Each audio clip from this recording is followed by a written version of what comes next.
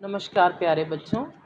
आज हम पाठ 5 टपके का डर भाषा अभ्यास का अभ्यास करने जा रहे हैं।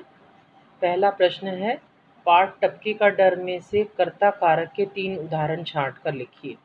कर्ता कारक मीन्स जो काम करने वाला है उसको कर्ता बोलते हैं।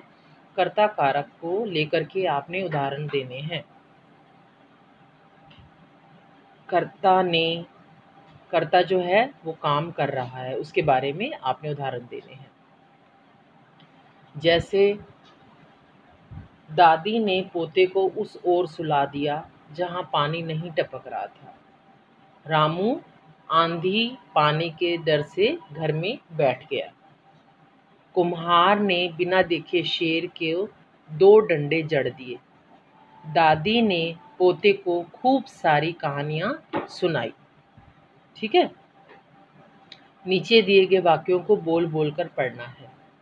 अगला प्रश्न है, इसी के साथ जुड़ा हुआ है, क्या सभी वाक्य एक ही तरीके से पढ़े जाएंगे?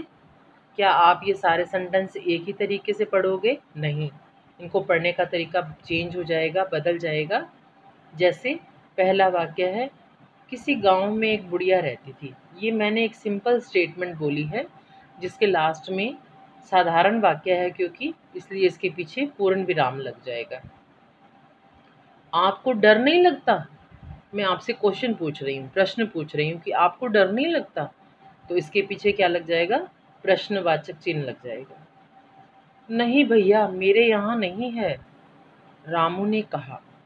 जब हम किसी की कही बात को एज इट इज़ उसी स्टेटमेंट में बोलते हैं, उसी लहजे में बोलते हैं, तो वो इन्वर्टेड कोमास में लिखी जाती है, जिसको हिंदी में उद्धरण चिन्ह के नाम से जाना जाता है। घर में छोटे बड़े कई सदस्य थे।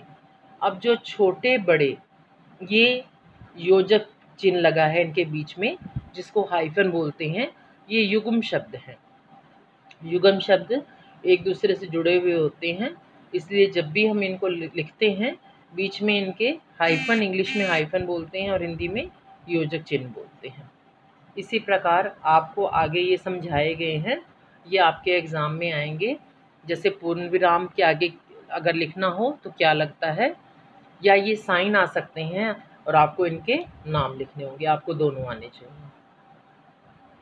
अगले पेज पर आ जाते हैं हम। नीचे दिए गए शब्दों में सही विराम चिन्ह लगाइए। आपके पास स्टेटमेंट दे रखी हैं, वाक्य दे रखे हैं, आपने उनके पीछे सही निशान, सही विराम चिन्ह लगाना है। तुम कहाँ जा रहे हो? मैं क्वेश्चन पूछ रही हूँ आपसे, तुम कहाँ जा रहे हो? तो आप क्या लगाओगे यहाँ पर? प्रश्नवाचक चिन्ह लगा दोगे। मुझे पसीना आ रहा है। मैं एक सिंपल सी बात बता रही हूँ आपको, साधारण वाक्य है, पूर्ण विराम आ जाएगा। ताई जी बोली, मैं थोड़ा सा रुक गई ना, तो यहाँ पर क्या आ जाएगा? कोमा आ जाएगा, जिसको हिंदी में अल्प विराम बोलते हैं। आलू तो एकदम मीठे हैं। अब वो उनकी बात थी, ताई जी की बात थी, और मैंने एज इट इज़ रिपीट की, इसलिए मैंने इसको इन्वर्टेड कोमा में बंद कर दिया, जिसको हिंदी में उद्धरण चिन्ह बोलते हैं। हाय, अब क्या होगा? परीक्षा में थोड़े नंबर आए हैं और अब हम चिंता में पड़ गए। हाय, अब क्या होगा? बेटा, जब भी कोई दुख की बात, हाय, हे राम, या शाबाशी की बात, शाबाश, हुर्रा, इस तरह के शब्द लिखे जाते हैं, तो उनके बाद विस्मयादि बोधक चिन्ह यानी कि पूर्ण विराम लगा के नीचे डॉट लगाते हैं, उसको बोलते हैं विस्मयादि बोधक चिन्ह। एक्सक्लेमेशन मार्क बोलते हो ना इंग्लिश में आप, वो लगाना होता है। अब क्या होगा, ये प्रश्न है, इसके बाद क्वेश्चन मार्क लग जाएगा। अगले प्रश्न पर आ जाते हैं। नीचे दिए गए वाक्यों में मोटे काले शब्दों के विलोम शब्द रिक्त स्थान में लिखिए। प्रकाश का अंधकार हो जाएगा, रंग का राजा, दुश्मन का दोस्त, आसान का मुश्किल। प्रश्न नंबर 6 पर आ जाते हैं। आपको एक फ्लावर दिया गया है, फ्लावर में पर्यायवाची शब्द लिखे हैं जो आपने छांट कर लिखने हैं। अंधेरा, अंधकार, तम, आकाश, अंबर, गगन, वर्षा, बरसात, बारिश, फूल, सुमन, पुष्प, ये लिख दिया आपने। नंबर 7 पे है, नीचे दिए गए वाक्यांशों के लिए एक शब्द छांटिए। एक शब्द छांटना है आपने वाक्यांश के लिए। जो ईश्वर में विश्वास रखता है, आस्तिक, यानी जो ईश्वर में आस्था रखता है, एक ब्लॉक दिया हुआ है, उसमें आपको शब्द दिए हैं, उनमें से छांटने हैं आपने। जो ईश्वर में विश्वास रखता है उसको आस्तिक बोलते हैं। जिसका मूल्य अधिक हो उसे बहुमूल्य बोलते हैं। जिसे कहा ना जा सके, अकथनीय। अगर इसकी जगह पर ये आ जाता जिसे कहा जा सके तो वो बन जाता कथनीय। सप्ताह में एक बार होने वाला, साप्ताहिक, यानी सप्ताह में एक बार संडे आता है, वो साप्ताहिक है। जो सप्ताह में एक बार चीज़ हो उसको साप्ताहिक बोलते हैं। जिसको भय, भय मतलब डर, जिसको भय ना हो, निर्भय। नेक्स्ट पेज पे आ जाते हैं हम। निम्नलिखित जातिवाचक संज्ञाओं के व्यक्तिवाचक रूप लिखिए। अब हमने करना क्या है, हमने पहले भी पढ़ा था, जातिवाचक कौन सी होती है। जातिवाचक संज्ञा वह होती है जिसे सारी जाति का बोध होता है। जैसे जानवर, महिला, पुरुष, सब्जी, ये सारी की सारी जाति का बोध कराती है। अब इसमें से अगर हमने व्यक्तिवाचक संज्ञा लिखनी है तो जानवर में व्यक्तिवाचक क्या बन जाएगा, शेर, गधा। आप इसकी जगह कोई और जानवर का नाम लिख सकते हो। महिला में सीता, गीता, आप इसकी जगह किसी और महिला का नाम भी लिख सकते हो। पुरुष में नरवीर, भूपेश, आप इसकी जगह किसी और पुरुष का नाम भी लिख सकते हो।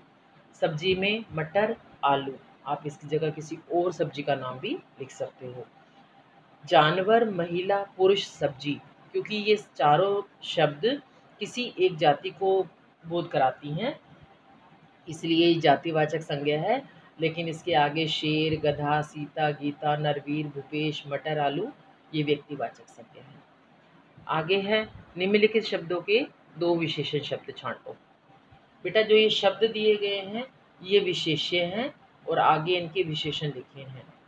इनकी विशेषता को बताने वाले शब्द को, संज्ञा की विशेषता को बताने वाले शब्दों को विशेषण कहते हैं, और जिन शब्दों की विशेषता बताई जाती है उसे विशेष्य कहते हैं। शेर, झोपड़ी, जंगल, कुमार, पुत्र, ये विशेष्य हैं और इनके आगे मैंने विशेषण लिख दिए हैं। आप इसकी जगह किसी और विशेषण का इस्तेमाल भी कर सकते हो। प्रश्न नंबर 10 पर आ जाते हैं। प्रश्न नंबर 10 पर कुछ चित्र दिए हैं। चित्र को देख करके उनके नाम लिखने हैं, जैसे बटन, मकान, सड़क, पढ़ना, पतंग, खिड़की आदि।